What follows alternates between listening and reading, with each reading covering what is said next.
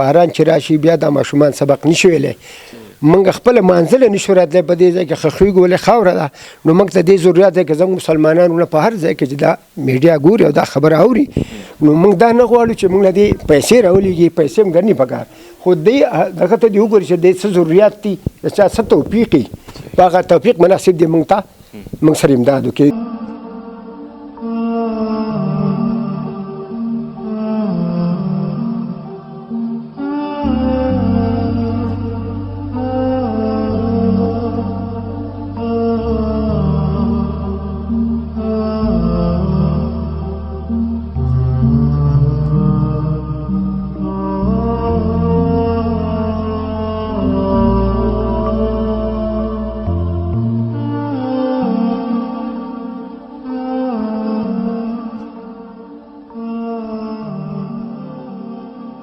بسم الله الرحمن الرحیم. السلام علیکم ګرانو درنو پښتنو. زیم وحید الله خان. ګرانو ملګرو، د دنیا په سر باندې د الله پاک د خوښې ځایونه جوماتونه دي او ټول نه ناپسندیده یا ناخوښې ځایونه چې دي هغه بازارونه دي. ګرانو ملګرو، په زموږ په علاقه کې اکثر مختلف قسم دینی مدارس دي کوم ځای کې چې ماشومانو ته قاعده قرآن پاک او دغه شانتې نور دینی علوم چې دي هغه ښودل کېږي. دغه مدارس د ډېر وخت نه را رواني کار کوي. بیا د دې نه غټ غټ علماء کرام حفاظ کرام او مختلف قسم اشخاص چې دي هغوی فارغېږي. ګرانو ملګرو، دا مهال زه په سوات کې ولی آباد کې موجود یم. زما سره په څنګ کې دا مشران د دې علاقې ولاړ دي او شاه محمد صاحب زما سره ولاړ دی، څوک چې د دې جومات او د دې مدرسې ذموار کس دی او دلته کې مؤذن هم دی. ګرانو ملګرو، دا کومه مدرسه په کوم کې چې زه ولاړ یم دا تاسو په مخکې په شارټس کې هم لیدل چې په دې کې ډېر شوي واړه ماشومان چې دي هغه سبق هم وایي او په دې ځای کې د محلې مونځ باجماعت مونځ هم ادا کېږي. خو دلته ګرانو ملګرو مسله صرف یو غټه مسله دا ده چې دا ځمکه چې دا زموږ یو ملګري وقف کړې وه. نور تفصیل به موږ ته شاه محمد صاحب وایي. آینه بعد په دې کې د کنسټرکشن لږ غوندې مسله ده. خلکو په خپل اپنی مدد آپ کے تحت لږ ډېر په دې کې کار کړی دی خو په دې باندې اوس چت نشته. دا یو وړوکی غوندې ټیم لګېدلی دی. دام چې کله باران یا هوا راشي نو اکثر دا ټیم هم اوچت شي او باران دننه داخلېږي. د ماشومانو ته د ناستې پاستې هم ډېر زیاته مسله ده. د مدرسې او د جومات یو مخصوص شکل په دې ځای کې نشته. نو زموږ د پروګرام دا مقصد دا دی چې ځمکه خو شوې ده خو چې د دې مدرسې یا د دې جومات څومره هم نور ضروریات دي هغه زموږ ټول مسلمانان او موږ تاسو ټول یو ځای شو هغه پوره کړو. زه مخکې شاه محمد صاحب سره یو څو خبرې اترې کوم چې دلته کې مسله څه ده. السلام علیکم. جی موږ ته مسله دا ده چې موږ له دا جومات ځمکه چا راکړه هغه ورسره پیسې هم راکړې تقریبا 4 لک روپۍ هغه راکړې. بهرحال زموږ دا په دې باندې اوس موږ 8 لک روپۍ ولګېدې. د دې اوس دا موږ له چت ضرورت دی د دې کړکۍ چاپېره دا ټول لګه دي. باران چې راشي بیا د ماشومان سبق نشي ویلی موږ خپله مانځله نشو راتلی په دې ځای کې خښویږو ولې خاوره ده نو موږ ته دې ضرورت دی که زموږ مسلمانانو نه په هر ځای کې چې دا میډیا ګوري او دا خبره اوري نو موږ دا نه غواړو چې موږ له دې پیسې راولېږي پیسې هم ګڼي پکار خو دې دغه ته دې وګوري چې دې څه ضرورت دي د چا څه توفیق وي په هغه توفیق مناسب دی موږ ته موږ سره امداد وکړي. د خدای د کور څه دی موږ پرې څه کوو ولې چې د خدای د کور آباد شي نو په دې کې عبادت کېږي او وایي چې چا د خدای په کور کې د چڼچڼې د جال دغه ځای جوړ کړو نو الله پاک په دنیا لس دو چند هغه په جنت کې کور ورکوي. نو موږ ته دا مسله ده چې باران نو مسلې بسارې بیا چې موږ مانځه نه محرومه شو. صحیح ده. نو موږ دا خواست دی چې زموږ وروڼه څوک تعاون کولی شي په هر قسمه. شاه محمد صاحب د دې جومات کې کوم مونځ چې ادا کېږي جمع چې کېږي آس پاس کې خواوشا کې څومره کورونه دي کوم چې خلک دلته راځي؟ کې تقریبا دلته 25 کورونه دي او ښه پکې تعاون کوي خو ټول غریب طبقه ده نو چا باندې زور هم نشي را چا څه وس کېږي د لاسو په وس کېږي هر سړی راځي خو بهرحال د پیسو توفیق دی یو کس نه کېږي ټول کمزوري د خپل وس مناسب کار کوي. نو دا موږ دې لپاره دا کوو چې یاره زموږ سره دومره سره د الله دې کور سره امداد وشي چې د الله کور آباد شي نو دا واړه به پکې سبق هم وایي او موږ مشران له دې مانځله راځو. باقي زموږ نه په یو کیلومتر کې جوماتونه دي.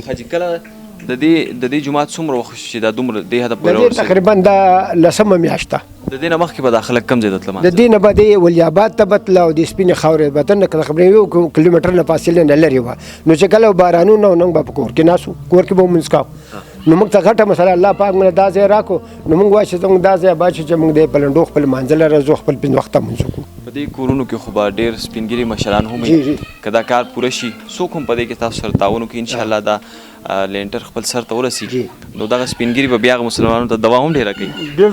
بالکل به دوا خو موږ اوس هم دا لوی واړه دوا که هر وخت دوا کې یادو ولې دا د خدای کور دی او که موږ دړه نه ونکړو الله یې نیني دی خو د الله د رضا دپاره امداد کوي ولې د خدای په کور کې امداد کول دا د آخر ګټه ده په موږ په جنم منو شم که چا احسان وکړي په موږ احسان وکړي موږ وایه د الله د رضا ته څه راوړی شي د جومات ورته پیسو موږ چا نه غواړو او بل زمونږ که یو سړی موږ له تعاون وکړي نو د هغه د قیامت پر د خپل یوې روپۍ تپوس کولی شي که موږ د چا یو روپۍ زیاته کړه د جومات الحمدلله زموږ څه تعاون کیږي که به خو د جومات د پیسې د خدای توفیق ولې چې نن سبا دا خبرې چې خلکو د جوماتونو او د مدرسو نه کاروبارونه راښکلي دغو ته زموږ ته الله پاک نه نصیب کوي زموږ دغه نصیب کوي چې ټول عمر موږ د الله د کور خدمت والے جوړ شو. ګرانو ملګرو دلته کې زموږ سره دا نور مشران هم ولاړ دي بیا نور بادشاه صاحب هم زموږ خوشبختي ده چې دلته کې زموږ سره موجود دی د جومات چې دی دا هم د دوی د علاقې کې آس پاس کې موجود دی د دوی سره یو ډېر غټ اعزاز دا هم دی چې دوی په لاسو باندې قرآن پاک لیکلی دی او مخکې موږ په دې باندې یو سټوري یا ډاکومنټري هم پیش کړې ده آینه هم دې باره کې تپوس کوو چې دلته کې خلکو ته څومره تکلیف وي کله چې باران وشي. السلام علیکم. وعلیکم السلام. دلته کې خو تکلیف دونه دی چې د هغې څه حد نشته ځکه چې دا د ملګري 20 کورونه وي خو دا ډېر کورونه دي 20 نه زیات دي 40 هم تقریبا زیات دي نو دې کې بوډاګان دي او کمزوري خلک دي او دا ځای داسې دی چې نور جوماتونه دي ډېر لرې دي نو د مانځه پکې ډېر سخت تکلیف دی بیا دا خلک په کور کې مونځ کوي او د جمع نه محرومه پاتې شي که چې الله پاک رحم وکړي او زمونږ د دې وطن صاحبان صاحب ثروت هغه دې جومات سره خپل امداد وکړي او په دې جومات کې سیخ او سیمټ او دا پلستر ملستر دپاره دا پروګرام وکړي نو دا خلک به ورته هم دعاګانې کوي او الله پاک به انشاءالله لوی اجر ورکړي او د پیسو هېڅ ضرورت هم نشته خو چې په څوک سیخ ورکړي او څوک سیمټ ورکړي او څوک دغه ورکړي دیاړي میاړي چې دلته کې څومره ده هغه به دا کسان په خپله کوي دا ټول په خپله دیاړي مار دي په دې ځای کې مالداره سړی نشته غریبانان دي نو خدای پاک خوشحاله کا او الله پاک عزتمن کا که په عربو کې او که په اماراتو کې هر ځای کې چې څوک او د دې جومات سره تعاون وکړي نو تاسو له الله پاک د دعا یانو خوشحالي درکړي او خدای پاک په دنیا او په آخرت سربلند کا انشاءالله. تاسو په خپله مونځ کوم جومات کې کوئ؟ نو موږ چې دا جومات تیار شي او برابر شي نو موږ بیا په دې جومات له راځو اوس خو موږ دغه خواره واره یو که نور زموږ دا جومات دی بیا صحیح د علاقې جومات زموږ دا دی. ډېر زیاته مننه ګرانو ملګرو تاسو د دې ولی آباد د علاقې د دې خوړ محلې د دې جومات مشرانو خبرې اترې واورېدې. ګرانو ملګرو اوس ځمکه خو میلاو شوې ده خو صرف په دې کې اوس د لینټر او د دې کیړکو وغیره په دې پلسترو ډېر زیات ضرورت دی. دا واړه واړه ماشومان کوم چې شاته سبق ته ناست دي د دوی په ژوند کې د دې د وجې نه ډېره زیاته مسله ده. ګرانو ملګرو زما د ټول خپلو مسلمانانو نه امید دی چې دلته چې کوم مونږ خرچ کوو په دنیا کې هغه بس دغه لږې خرچ شي لاړ شي د آخرت دپاره څه ناسک جمع پونجي چې ده هغه ډېر زیات ضروري ده.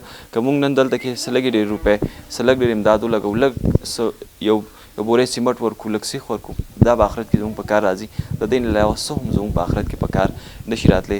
ګرانو ملګرو هم د دې سره زموږ دا نننی پروګرام خپل سر ته رسي دغې تمې سره چې څوک هم زموږ دا پروګرام ګوري د دې جومات سره به لږ ډېر کنټریبیوشن کوي او دا لینټر چې دی انشاءالله دا به قایمو.